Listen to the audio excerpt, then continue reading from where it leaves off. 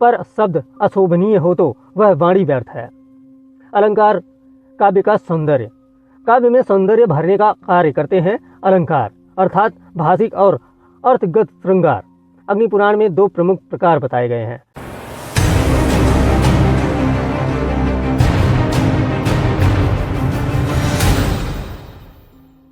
स्वागत है आपका हिंदू धर्म कहानी चैनल पर, जहां हम आपको ले चलते हैं पौराणिक ग्रंथों की गहराइयों में।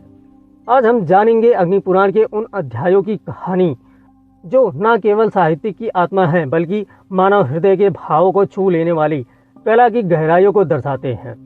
काव्य शास्त्र, अलंकार, छंद, रस और नाट्य शास्त्र। काव्य शास्त्र का मूल स्वरूप। अग्नि पुराण के अध्याय 327 से आरंभ होती है एक अद्भुत यात्रा काव्य शास्त्र की। भगवान अग्नि कहते हैं, काव्य वही श्रेष्ठ है जो श्रोताओं के हृदय को आंदोलित कर दे, जिससे धर्म, अर्थ, काम और मोक्ष चारों पुरुषार्थों की प्राप्ति हो।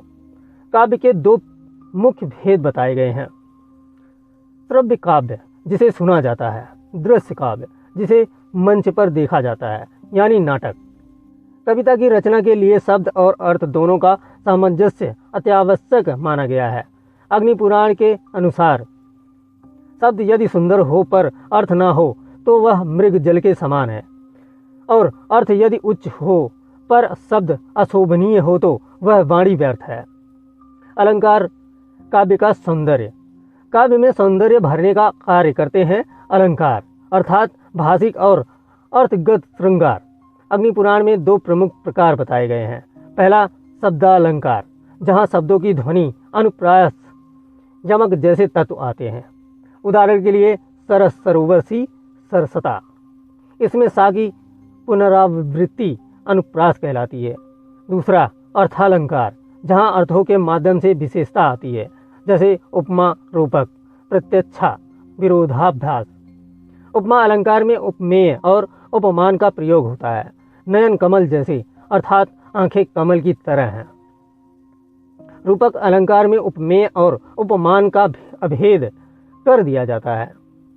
नयन कमल है, यहाँ नयन कमल बना दिया गया। यह सभी अलंकार न केवल काव्य को सजाते हैं, बल्कि उसमें गहराई और चमत्कार भरते हैं। छंदों की गूंज। अब हम आते हैं छंद शास्त्र पर, जो काव्य की लयात्मक आत्मा है। अग्नि पुराण में विविध छंदों की चर्चा की गई है, जिसमें प्रमुख है अनुष्टुप, 4 चरण, प्रत्येक में 8 अक्षर। वृत्त, जैसे शार्दुल, विक्रीडित, मंदाक्रांता, बसंतिलका। गीत छंद, जो संगीत से जुड़ा होता है।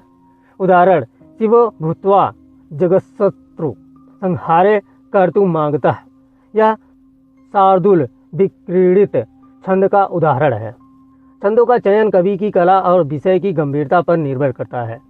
जहाँ वीर रस की बात हो, वहाँ शार्दुल विक्रीडित उपयुक्त माना गया है, और श्रृंगार के लिए मंदाक्रांता। रसों की अनुभूति। अब बात करते हैं रसों की, जो काव्य की आत्मा है। रस का अर्थ है भावों की वह स्थिति जिससे श्रोता, पाठक आनंद की अनुभूति करता है।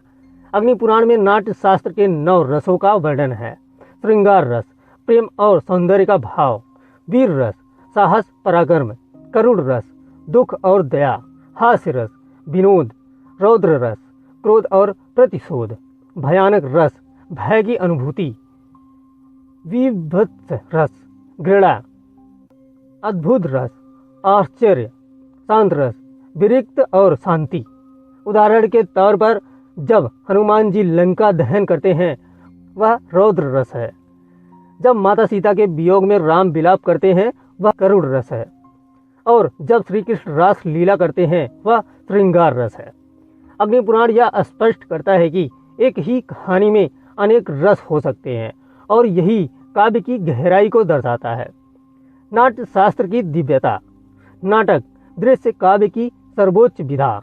अग्नि पुराण के इन अध्यायों में भरत मुनि के नाट्य शास्त्र का सार बताया गया है। नाटक के 5 प्रमुख अंग।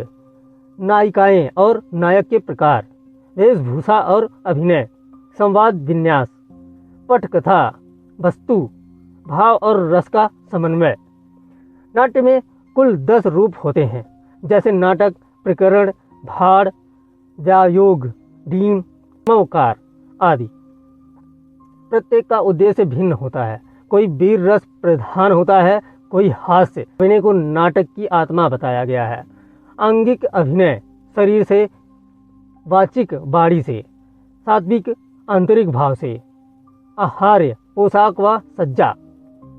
अग्नि पुराण में कहा गया है, नाटक देवों का प्रसाद है।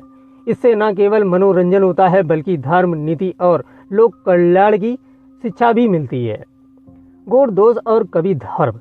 एक श्रेष्ठ काव्य में गुण होने चाहिए: मधुरता, स्पष्टता, प्रसाद, ओज, सौंदर्य। और दोषों से मुक्त होना चाहिए, जैसे अप्रत्युष्टता, क्लिष्टता, विरुद्धार्थ। कवि को चाहिए कि वह सत्य कहे, धर्म का प्रचार करे और भावनाओं को सुंदर ढंग से व्यक्त करे। कविता का उद्देश्य केवल मनोरंजन नहीं बल्कि लोक कल्याण और आत्मशुद्धि भी होना चाहिए। अग्नि पुराण के ये अध्याय हमें बताते हैं कि कविता, नाटक और साहित्य केवल शब्दों का खेल नहीं बल्कि यह संस्कृति की आत्मा है। यह हृदय की गहराइयों को छूने वाला वह विज्ञान है जो ईश्वर से जुड़ने का साधन बनता है।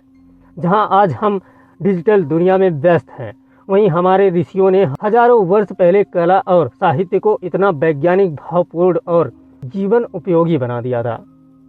अगर आपको यह आध्यात्मिक और कलात्मक यात्रा पसंद आई हो तो वीडियो को लाइक करें और चैनल को सब्सक्राइब करें। Thank you.